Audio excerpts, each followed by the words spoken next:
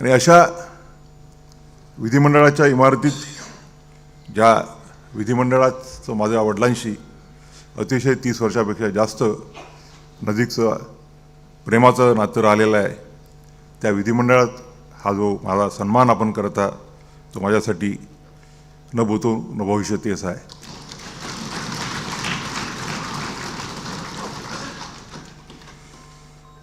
आपल्याला सर्वांना माहीतच आहे की 9 डिसेंबर 1946 रोजी भारताच्या घटना समितीची पहिली बैठक झाली आणि त्यानंतर 13 डिसेंबर 1946 रोजी पंडित जवाहरलाल नेहरू यांनी जे ऑब्जेक्टिव्ह रिझोल्युशन असतं की घटना समिती आपण कशाकरता निर्माण करत आहोत आणि घटना समितीचा जो स्कोप काय राहील, अजेंडा काय राहील, त्यानंतर बाबासाहेब आंबेडकरांची त्यांना असं वाटलं होतं की माझा टर्न आता isakal.com आहे देशातील नंबर 1 ची मराठी न्यूज वेबसाईट. प्रत्येक अपडेटसाठी isakal.com ला नक्की भेट द्या. एक 7-8 दिवसानंतर येईल.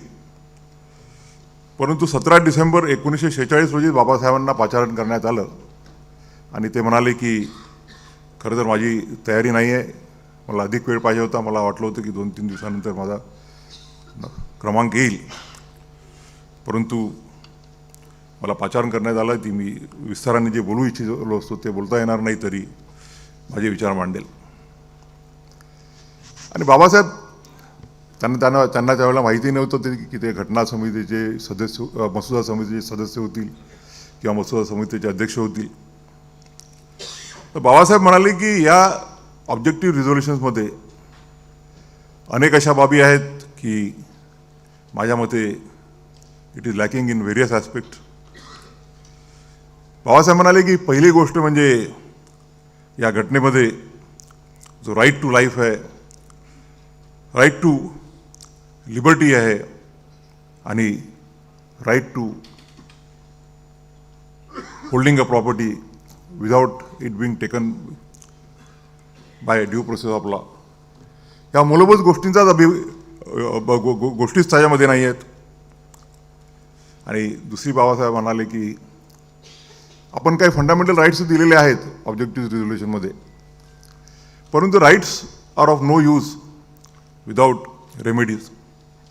आणि ते म्हणाले की जोपर्यंत आपण कुठल्या मूलभूत अधिकाराचं जर हनन झालं असेल, त्याचं व्हायोलेशन झालं असेल, तर त्याकरता रेमेडी प्रोव्हाइड करणार नाही, तर तोपर्यंत राईट्सला काहीही महत्त्व नाही. तिसरी बाब बाबासाहेब म्हणाले की पंडित जवाहरलाल नेहरूंकडनं ऑब्जेक्टिव्ह रिझोल्युशन होतं आणि त्यामुळे मला त्यांच्याकडून जास्त अपेक्षा होत्या की जो पक्ष एका सामाजिक आणि आर्थिक समानतेकरता ॲडव्होकेसी करतो, त्याचा पाठिंबा करतो, तर या घटनेमध्ये जे ऑब्जेक्टिव्ह रिझोल्युशन आहे त्याच्यामध्ये या देशाला निर्देश देण्याकरता सामाजिक आणि आर्थिक एकता कशी यावी याकरताही काही प्रोहिबिजन नाही.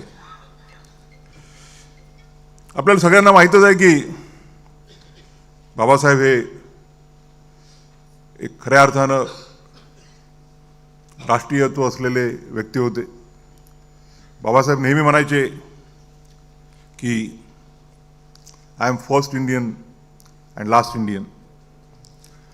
आणि त्या पहिल्या भाषणातच बाबासाहेबांना म्हणाले की whenever the dignity of the nation is involved it is paramount. जेव्हा केव्हा देशाच्या प्रतिष्ठेचा प्रश्न येतो, मग त्या प्रतिष्ठेसमोर कुठल्या एखाद्या व्यक्तीची, कुठल्या एखाद्या राजकीय विचाराची, कुठल्या एका संस्थेची प्रतिष्ठा ह्या सगळ्या संपल्या पाहिजेत आणि देशाच्या प्रतिष्ठेसाठी आपण सर्वांनी एकत्रित झालं पाहिजे.